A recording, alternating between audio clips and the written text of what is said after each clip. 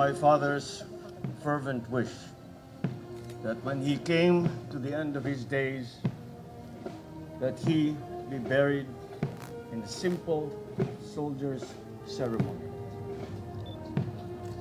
This was in keeping with his idea that he was but a soldier doing his duty, a citizen serving his country. We have waited 27 years to fulfill that wish that he left us with. But we are here today, and we are able to grant him that wish. In keeping with his desires, we will keep these ceremonies simple. And it is left to the family, and I speak in their behalf, on behalf of the Marcos family, to thank all those who actually helped and made this day a reality. We thank President Rodrigo Duterte for his recognition of my father's service to the nation. We thank all the members of the Armed Forces of the Philippines who have here come to pay their last respects to their former Commander-in-Chief. We thank all the members of the Philippine National Police for the support that they have given us in these ceremonies that we are having today. And to the Filipino people for their continuing support of my father's dream of unity and progress for our country. So let today be the first day amongst many days and months and years of our continuing to work for the unity and the progress of our country. Let us be the heroes that my father asked us all to be, and finally bring the Filipino nation together, and finally bring the Filipinos to greatness. I would die 1,000 deaths and more for my motherland. Ferdinand E. Marcos, former President of the Republic of the Philippines, a legislator, a Secretary of National Defense, a World War II veteran, a Medal of Valor awardee, a soldier lived with such fervent duty and loyalty in serving his countrymen. Major Ferdinand E. Marcos was regarded as the most decorated hero of the World War II for receiving high honors and commendations, which include the Medal of Valor.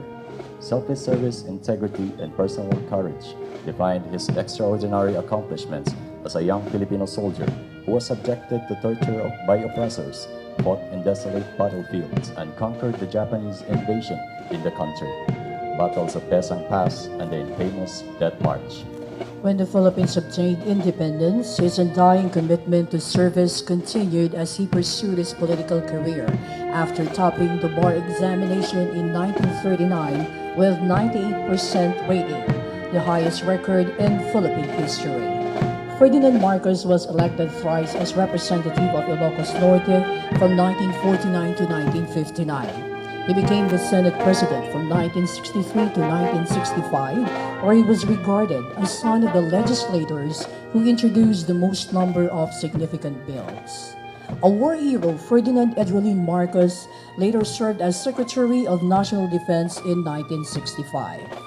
Carrying the same mission of serving his country and fellow, Ferdinand E. Marcos was elected thrice as President of the Republic of the Philippines from 1965 to 1986.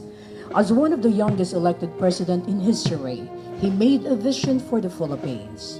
This nation can be great again, and began realizing it by establishing numerous state colleges and universities, iconic infrastructure projects, primary healthcare facilities, enacting rural electrification program, among others. He also led educational reforms which widened free access to schools, agrarian reforms which led to the country's food sufficiency record, and labor reforms and opportunities which boosted employment potentials of Filipinos here and abroad. Today, we honor a true patriot who willingly sacrificed his life for his country and people. For almost 3 decades of waiting, we have come to the right time to finally lay him to rest, to where he wished to be laid, beside his fellow soldier and comrades. If there are no heroics now, from whom will future generations derive their inspiration? He said. May we then be all heroes in our own ways, as President Ferdinand E. Marcos did his own toll in big battles of life and create the best vision for the next generation, the great vision which he inherited from his promise. For every tear you shed, there will be a victory.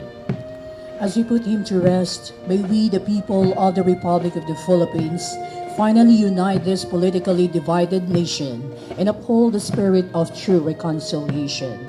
With one mind, one heart, one soul, and one spirit, let us embrace national peace, healing, and unity. Salamat, Apo. Salamat, President Ferdinand E. Marcos.